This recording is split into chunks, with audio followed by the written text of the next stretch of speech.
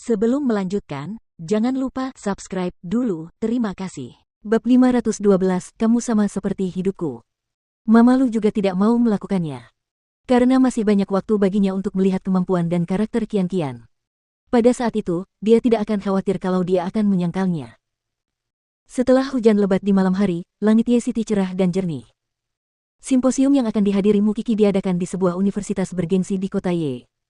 Sekarang, dia sedang menaiki bus bersama timnya untuk pergi ke tempat acara. Semua orang terkejut ketika melihat Seng Xiao tadi malam. Dan ketika mereka melihat Mukiki lagi keesokan paginya, mereka menggodanya. Hanya untuk beberapa hari. Apakah kamu benar-benar harus membawa serta keluargamu? Dia punya urusan yang harus diurus, jawab Mukiki, itu hanya kebetulan. Bus melaju memasuki kampus dan Mukiki beserta teman-temannya keluar dari bus.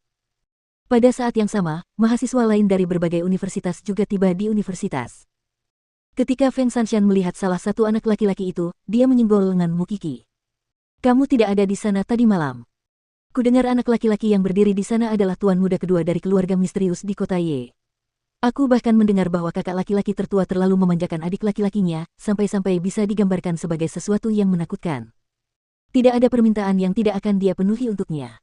Seng Xiao mengatakan kepadanya bahwa dia datang untuk bertemu seseorang dari keluarga misterius. Dia berharap itu bukan keluarga yang sama. Jadi, apakah kamu tertarik padanya? Sekalipun aku begitu, aku harus mendapatkan kesempatan untuk membuatnya melihatku terlebih dahulu. Feng Shanshan menggelengkan kepalanya. Lagi pula, sekali digigit, dua kali malu. Aku tetap berpikir aku harus mendapatkan pria dari latar belakang yang lebih cocok. Aku tidak ingin membuat kesalahan yang sama lagi. Mukiki tidak mengatakan apa-apa. Dia hanya memasuki kampus bersama timnya. Namun, selama acara berlangsung, Mukiki merasa ada yang sedang memperhatikannya.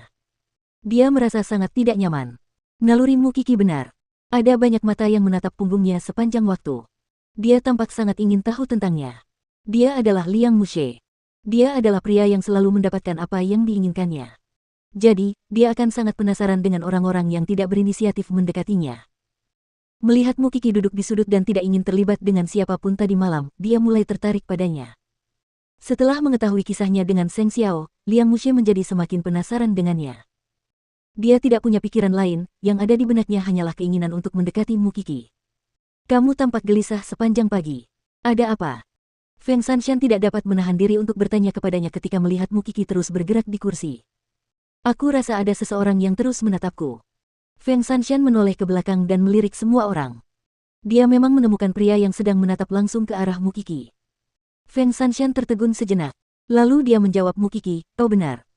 Aku benar-benar benci dengan tatapan tidak sopan seperti itu, kata Mukiki. Menurutku dia tidak akan melakukannya. Semua orang tahu tentangmu dan Seng Xiao. Apalagi yang ingin dia lakukan? Mukiki menggelengkan kepalanya. Fokus saja pada presentasinya. Feng Shanshan menoleh ke belakang lagi dan menatap Liang Mushe sekali lagi. Dia masih menatap Mukiki. Dia tampak sedang memikirkan sesuatu. Dan tentu saja, karena tindakannya sangat jelas, orang-orang di sekitarnya juga menyadarinya. Dia telah menatap Mukiki dengan intens sejak pagi. Hal ini membuat Mukiki merasa sangat tidak nyaman. Dia tidak ingin berhubungan dengan anggota keluarga misterius itu. Dia membenci apapun yang akan mengancam hubungannya dengan Seng Xiao. Jadi, begitu simposium berakhir, Mukiki langsung pergi. Bahkan Feng Shanshan tidak menyadari saat dia pergi. Begitu dia keluar dari kampus, dia menelepon Seng Xiao. Namun, Seng Xiao sedang rapat, jadi dia mengirim Suce untuk menjemputnya. Memikirkan betapa gelisahnya Mukiki tadi, Feng Shanshan mendekati Liang Mushe dan bertanya, Tuan Muda Liang, sepertinya kamu suka menatap temanku. Liang Mushe bertubuh tinggi dan ramping. Ia tampan, meskipun tidak terlalu tampan. Namun, wajahnya tetap tegas. Saya hanya penasaran tentang dia. Simpan rasa ingin tahumu di dalam hatimu. Jika kamu terus menatap seseorang, orang-orang akan mengira kamu orang mesum, kata Feng Shanshan dan dia pun pergi. Liang Mushe mengerutkan kening. Kemudian, dia menelepon kakak tertuanya. Bukankah kamu bilang kita akan makan siang bersama? Kamu bisa makan siang sendiri. Aku masih ada tamu. Kakak, aku tertarik pada seorang gadis. Ketika saudaranya mendengarnya, dia tercengang. Seorang gadis. Kamu menyukainya? Tidak, aku hanya ingin terus menatapnya. Ya ampun, kuharap kau tidak membuatnya takut. Pria di telepon itu mendesah. Kau pulang saja. Jangan ikut program itu untuk sementara waktu.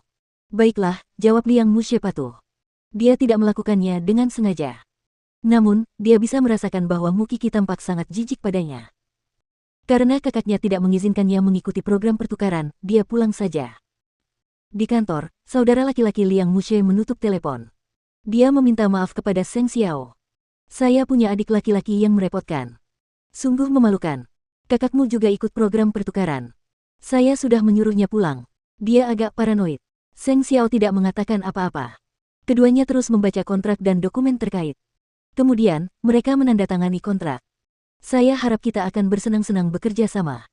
Seng Xiao bangkit dari sofa dan berjabat tangan dengan pihak lain. Merupakan suatu kehormatan untuk bekerja dengan Boya. Anda terlalu sopan, Ketua Seng. Saya dengar tunangan Anda juga ikut serta dalam program pertukaran ini. Saya harap saya bisa menemukan waktu yang tepat untuk makan siang bersama Anda. Sebagai penduduk lokal, saya seharusnya menjamu Anda. Tentu. Seng Xiao berhasil menyelesaikan beban kerja 3 hari untuk wakil CEO hanya dalam 1 hari.